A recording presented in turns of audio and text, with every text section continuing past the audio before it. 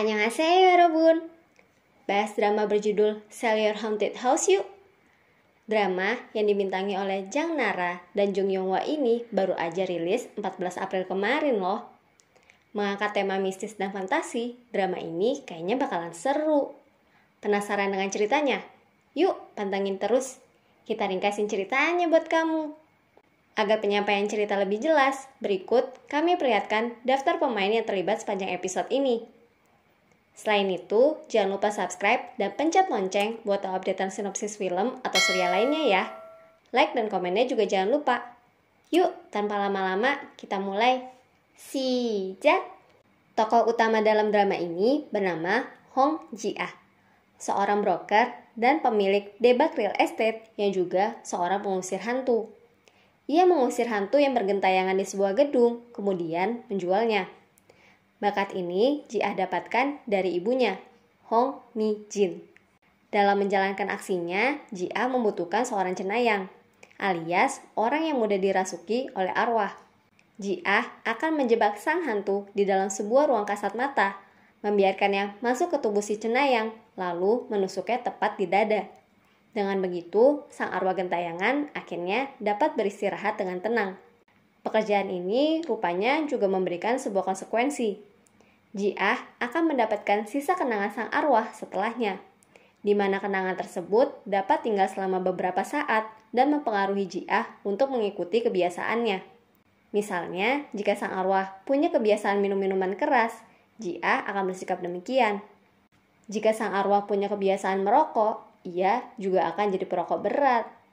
Kawasan rumah Ji-ah rencananya akan menjalani pembangunan ulang. Komplotan preman suruhan Do Hak-sung seringkali mendatanginya dan memaksa Ji-ah untuk menjual rumahnya. Namun, apa daya, bukan keinginan Ji-ah untuk tetap tinggal. Masalahnya, ia tidak bisa meninggalkan rumah tersebut sebab arwah sang ibu masih bergentayangan di sana. Sejak kematiannya 20 tahun silam. Hal terpenting dalam mengistirahatkan arwah sang ibu adalah dengan mencari seorang cenayang berkemampuan tinggi. Sayangnya, mencari orang seperti itu sulit sekali. Sampai akhirnya, takdir mempertemukannya dengan Oh In-bum. Oh In-bum adalah seorang penipu. Ia bekerja sama dengan Ho Ji-chul mendapatkan uang dengan berpura-pura mengusir hantu. In-bum adalah orang yang berpikiran logis dan tidak percaya pada hal-hal berbau mistis. Meskipun begitu, ia terlihat menggunakan kalung seperti jimat yang cenayang Ji-ah kenakan. Kalung pemberian pamannya sebelum sang paman meninggal. Dalam suatu aksi pengusiran hantu, Oh In-bum kebetulan berada di gedung yang Ji-ah sedang bersihkan. Kalung In-bum tidak sengaja terlepas dan arwah yang Ji-ah hendak usir berakhir masuk ke dalam tubuhnya. Anehnya, In-bum dapat menyerap sisa kenangan sang arwah dan membuat suhu tubuh Ji-ah tetap hangat. Padahal, Ji-ah sering sekali kedinginan dan bahkan pernah hampir mati karena hipotermia saat melakukan eksorsis. Suatu hal yang belum pernah Ji-ah dapatkan saat ia mempekerjakan cenayang lainnya. Setelah kejadian tersebut, Ji-ah memberitahu bahwa In-bum sebenarnya adalah seorang cenayang. In-bum pun tidak percaya, mana mungkin hantu sungguhan ada. Ji-ah berusaha meyakinkannya dengan berkata bahwa sisa kenangan arwah yang merasuki In-bum adalah buktinya. In-bum menyangkal melihat sesuatu, namun tubuhnya terus-menerus bergerak tanpa sadar ke rumah ayah sang hantu. Mengetahui itu, Ji-ah pun mencoba mengejarnya dan mengajaknya bekerja sama. Dengan pikiran, In-bum cukup kuat untuk membantunya mengistirahatkan arwah sang ibunda. Sayangnya, In-bum terus-menerus menolak dan menghindari Ji-ah.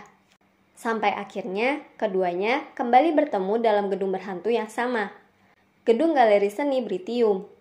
In-bum sih sejak awal memang berniat menipu CEO Britium.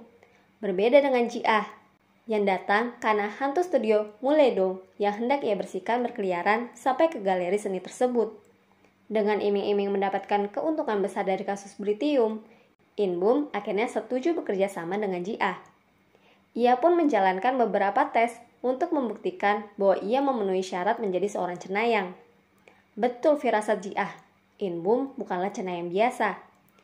Ia berhasil menaiki tangga menuju lantai 2 rumah Ji-ah, tempat di mana arwah sang ibunda berada.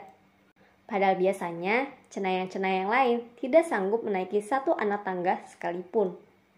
Sambil menceritakan kematian sang ibunda pada Inbum, kita turut dibawa ke dalam ingatan Jiah di hari kematian ibunya.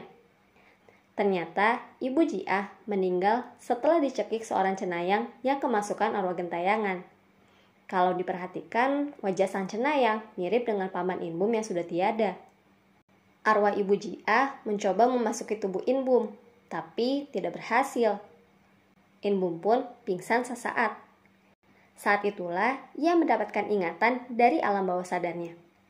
Inbum melihat ibu Jiah mencoba membunuh pamannya saat kecil. Rasa penasarannya makin menjadi saat Jiah memberikan kalung yang serupa dengan yang pamannya berikan dulu.